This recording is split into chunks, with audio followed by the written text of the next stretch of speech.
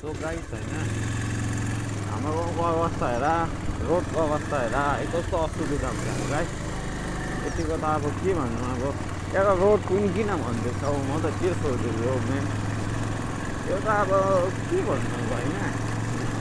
बलको भाइमा त अब हेर त लु गाइस, अन्त चाहिँ आउँछ हाम्रो गाउँतिर भोट माग्नु होइन, भोट पनि दिन्छ, बनाउँछ त होला भनेर, तर खै यही हो, कस्तो चाहिँ असुविधा हुन्छ यार।